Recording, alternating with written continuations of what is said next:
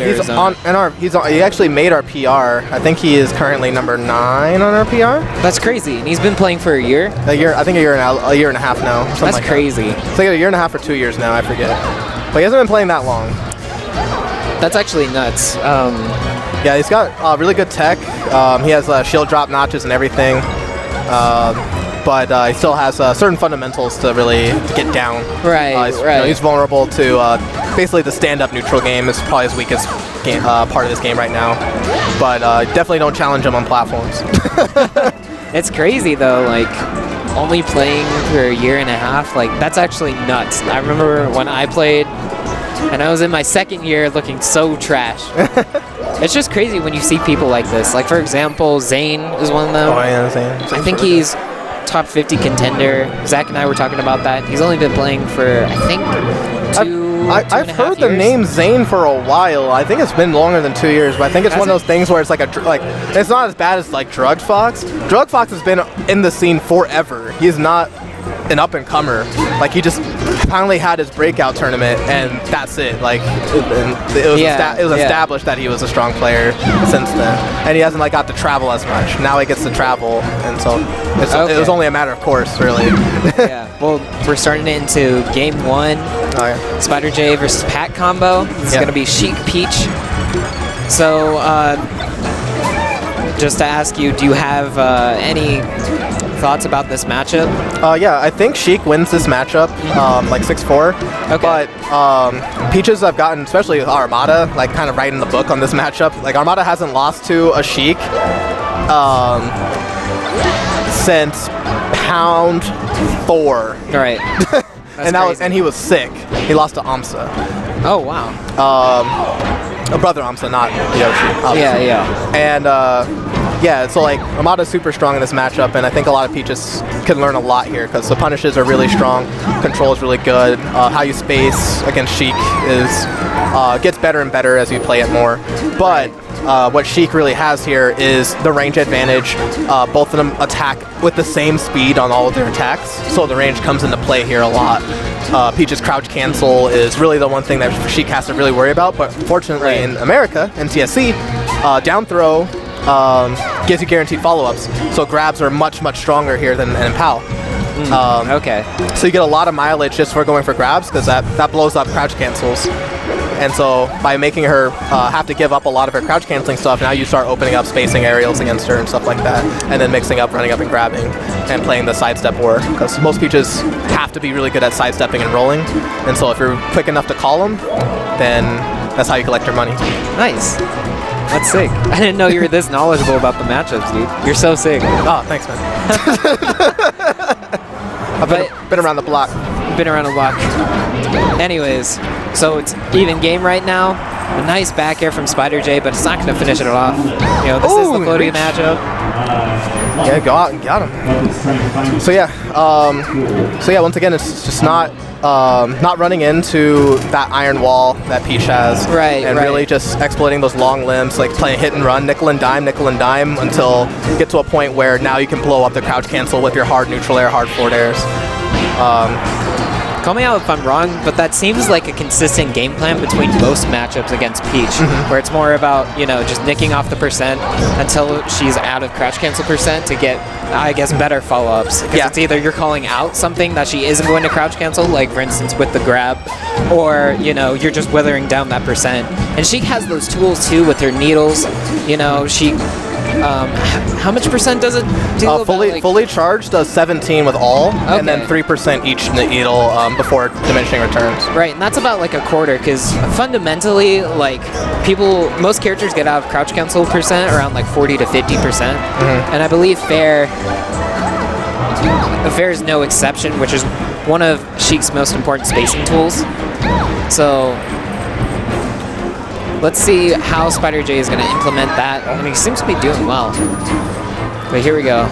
Yeah, SpyderJ did a really good job there, just sticking underneath Peach. This is where Battlefield actually is a really strong pick. Peach has a really tough time chasing after Sheik, and so if Sheik's able to create that distance where Peach is cornered like that, then she unlocks what I call the Iron Curtain, which is like the triangle needle play off of the platform. Right. And so Peach has a lot more things to need to respect here.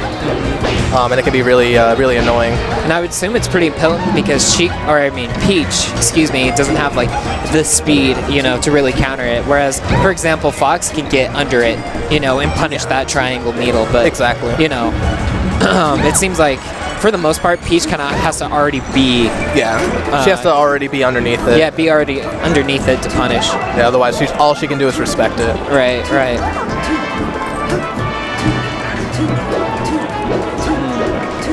Interesting. Show hot pressure. Just respecting it, but I mean, he didn't really get much off of it. Okay, so here we go. This is where decision. Peach is strong. Oh, he messed up there because when Peach forces Sheik off, even at those low percents, that's where Peach is strong because Peach's biggest weakness obviously is her speed, right? That's what everyone kind of complains about and wants to exploit. But Peach is actually fast, like her moves and her attacks are really quick. So when you have someone cornered, there's less places that they can go. So if they have to tech and they're by the ledge, they're only going to be able to tech in place or try to tech roll like 2 centimeters to the left.